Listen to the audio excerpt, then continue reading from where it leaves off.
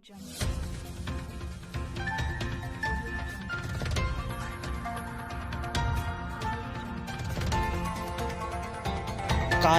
TV, हर पल आपके साथ। आदाब, नमस्कार, सत श्री अकाल।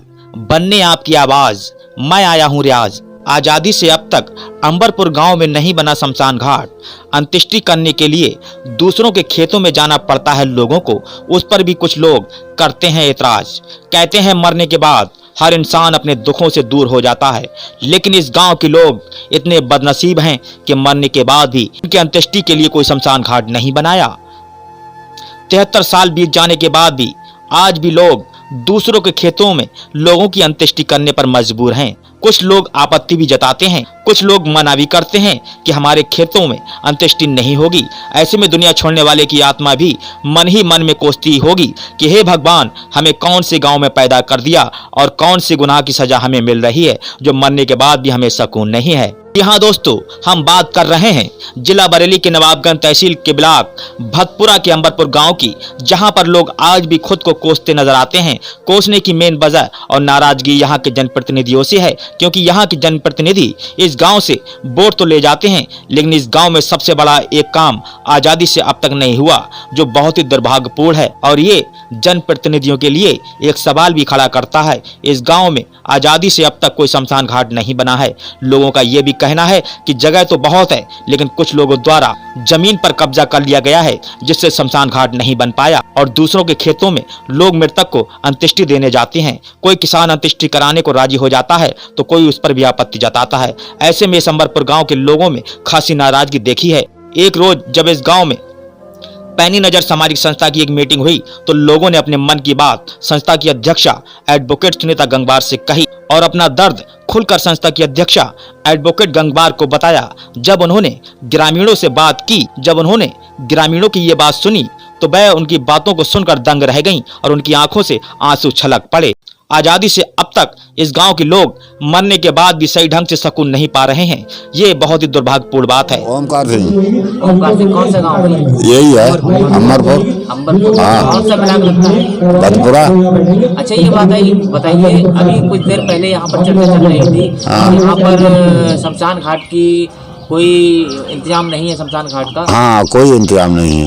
क्या जमीन नहीं है यहाँ पर? जमीन थी पहले बहुतेरी ही, अब नदी ने कटान करके अब नदी जब पल्ली तरफ ले हट गई तो उसमें जब खलियान जो बचा जितनी अब छूट आई है वो ही सब पे लोगों ने कब्जा कर लिया।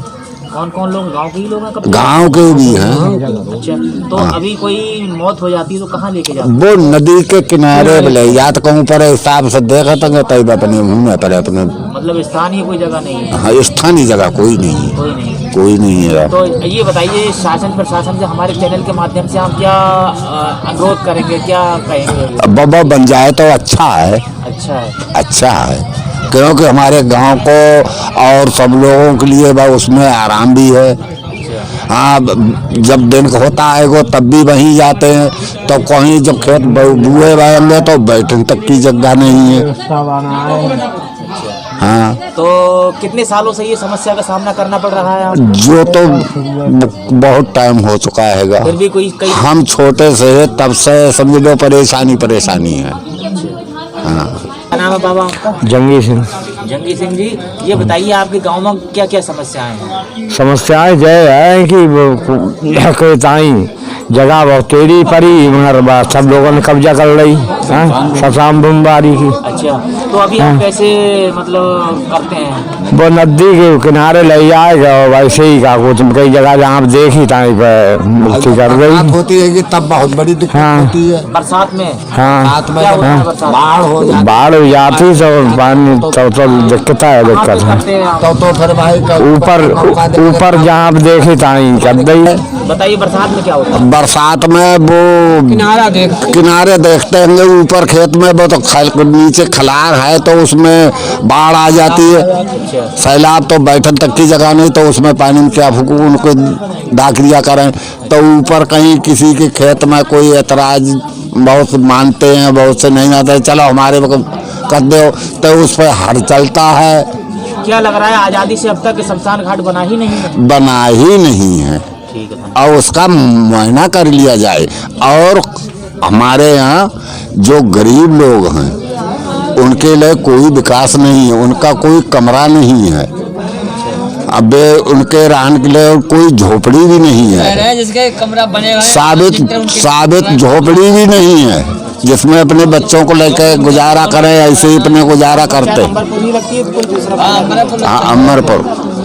हाँ, अच्छा। और हमारी जगह खसे हुई है, कम तीसरी साल है, किसी प्रधान ने किसी ने जाना है कहीं कि इनकी जा सब खसी परी जे यहाँ क्यों इतना उता फिरता हो गए और इसकी बनवा कमरा आ जाए।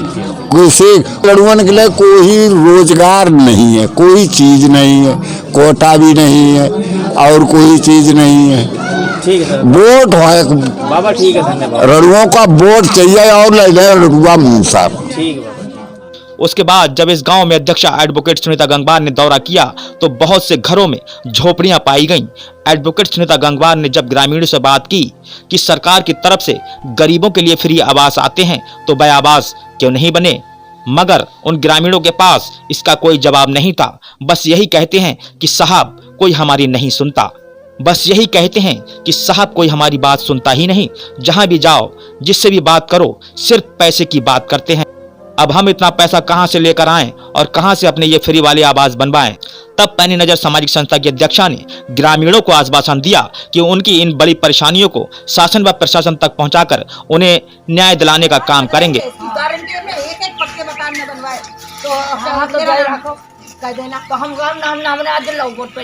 लेकिन पैसे और दारू पे जो वोट दे वो बिल्कुल मुझसे संपर्क ना करे। कुछ लोगों ने बताया जिस घर में उनके जानवर बनते हैं उसी में उनको भी सोना पड़ता है, क्योंकि उनके पास रहने के लिए कोई आवास नहीं है, इसलिए अपने जानवरों के साथ ही जानवरों जैसी जिंदगी व्यतीत कर रहे हैं। लोगों ने यह भी बताया जब बरसात का मौसम होता है तब बारिश में हमारी झोपड़ियों में जहरीले सांप और बिच्छू घुस आया करते हैं, जिससे हमें और हमारे मासूम बच्चों को हमेशा जान का खतरा बना रहता है। कई बार आंधी और तूफानों में हमारी झोपड़ियां उड़ जाया करती हैं, तब पूरी रात पूरा दिन बरसात का पानी उनके सिरों पर बरसता है। लेकिन सबसे बड़ा सवाल ये उठता है कि आजादी से अब तक दुनिया आसमान पर पहुंच गई और शहर और गांव में ऊंची ऊंची बिल्डिंगें बन गई, मगर इस गांव के लोग आज भी अपनी बदहाली पर आंसू बहा रहे हैं। न रहने के लिए कोई आशियाना है और न मरने के बाद अंत्येष्टि की कोई जगह। गांव के लोगों को जीते जी भी कोई सुकून नहीं है और मरने के बाद भी कोई सुकून नहीं है। ये सबसे बड़ा सवाल है, आखिर इसका जिम्मेदार कौन है। कारवां टीवी के लिए नवाबगंज से रियाज गुड्डू अंसारी की रिपोर्ट। मेरा नाम चंद्रकली। चंद्रकली जी आग कैसे लगी आपके घर में? अरे रात में भैंस को धुआं रखा था, उसी में भैंस बंधी थी और वहीं पे हम लोग लेटे थे, बच गए हम लोग तो सारे। खपड़ा में आग लग गई, मुश्किल से बचाई और पानी फेंका तो लाइट में करंट आ गया, हाथ में लग गया था हमारे। अच्छा, आपके पति क्या काम करते हैं? ये सर पैर से बेकार है, कुछ नहीं कर पाते हैं। अच्छा हाँ। अच्छा, आप इस झोपड़ी में कब से रह रहे हैं? हमें इसमें रहते हुए हो गई करीब 15 साल। 15 साल हो गए। हाँ। बरसात के मौसम में क्या हाल होता है यहाँ पर? बरसात के मौसम में 4-5 सामान रख लेते हैं और पन्नी डाल देते हैं ऊपर से। अच्छा, कभी सांप बिच्छू का सांप भी निकला था इसमें, खतरा बना रहता है? हाँ, सांप भी निकला था, 2-3 बार सांप निकला। बच्चे कितने हैं आपके? 3 बच्चे हैं। शादी हो गई? एक लड़के की हो गई सर, ये बहू है घर में। अच्छा, इसमें बहू रहती, इसी में हम लोग सब रहते हैं। सब लोग एक ही मकान में इसी में रहते हैं झोपड़ी में? शहर में सोते हैं, ये भैंस की सार इसमें हम लोग सो जाते हैं। अच्छा, और बहू इसमें सो जाती है। आंगन देवी। कौन सी गांव है ये? अमरपुर। अच्छा, ये बताइए आप इस झोपड़ी में कितने वर्षों से रह रहे हैं? शादी आपकी इसी झोपड़ी में हुई थी? शादी जाए भाई। अच्छा, ये बताइए बरसात के मौसम में क्या हाल होता है यहाँ पर? ये हाल का बसता है, बैठ जाते ऐसे ही बालक में पन्नी में डुबा ले तो बैठ जा तो क्या करें। अच्छा, तो कभी आपने प्रधान जी से या किसी से इस मांग की है इसकी? मांग कर तो भाई मांग तो करता है जैसे 2-6 महीना राखत। हाँ, क्या कहते हैं? जा कहते बनवाए देंगे। अच्छा, बना नहीं अभी तक ना। क्या नाम है? शिवचरण लाल। शिवचरण लाल, इस झोपड़ी में आप कब से रह रहे हैं? 20 साल हो गई साहब। 20 साल है? हाँ। अच्छा, ये बताइए क्या काम करते हैं आप? कछु ना, मंजूरी करत। मजदूरी करते हैं? हाँ। कितने बच्चे हैं आपके? हैं 5 हैं सब। 5 बच्चों का भरण पोषण कैसे करते हैं? मजदूरी से? क्या करें जैसे पेट भर बिन तैसे अच्छा, भर। एक बात बताइए, इस झोपड़ी में बरसात के मौसम में क्या हाल होता है? पन्नी डाल दिया तो भाई उड़ जाते, फिर डाल लेते, आंधी आते, छप्पर पकड़ के लटक जाते, चूहन लगत, फिर बैठे रात पन्नी उड़ा कभी ले। कीड़े मकोड़ों का देखना हुआ है इस घर में? जैसे सांप है, बिच्छू है? बहुत तेरे हैं साहब। कारवां टीवी, हर पल आपके साथ।